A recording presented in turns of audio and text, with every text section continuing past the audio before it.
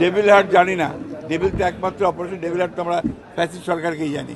হাসিনার পাতা ফাঁদে আমরা যেন ফাঁদে পা না দিই।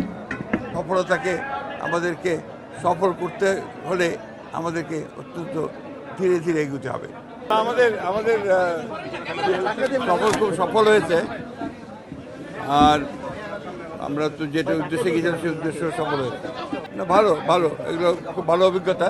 ফ্যাসিস্ট হাসিনা সরকারকে উৎখাতের জন্য একটা অভ্যুত্থানের মধ্য দিয়ে অর্জন করেছে এবং সেই সফলতা অর্জন করেছে। কিন্তু দুর্ভাগ্যের বিষয়, আজকে হাসিনার পাতা ফাঁদে আমরা যেন ফাঁদে পা না দিই। আজকে দেশের এই স্থিতিশীলতা বিনষ্ট হচ্ছে, অস্থিরতা সৃষ্টি হচ্ছে। এর জন্যে সম্পূর্ণভাবে হাসিনার যে ফ্যাসিস্ট রেজিম ছিল সেই রেজিমই তার জন্য দায়ী। আজকে আমাদেরকে অত্যন্ত সাবধানতার সঙ্গে পা ফেলতে হবে।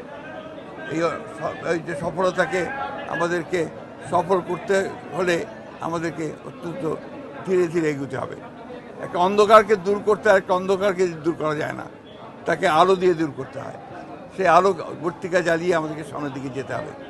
আমরা সংশ্লিষ্ট সকলের কাছে আহ্বান জানাতে চাই যে সবাই একযোগে ঐক্যবদ্ধ হয়ে এই দেশের স্বাধীনতা সার্বভৌমত্ব রক্ষা করার জন্য, স্থিরতা রক্ষার জন্য, ফ্যাসিস্টদের বিরুদ্ধে গণতন্ত্রকে প্রতিষ্ঠা করবার জন্যে তাদের কাজ অব্যাহত রাখবেন।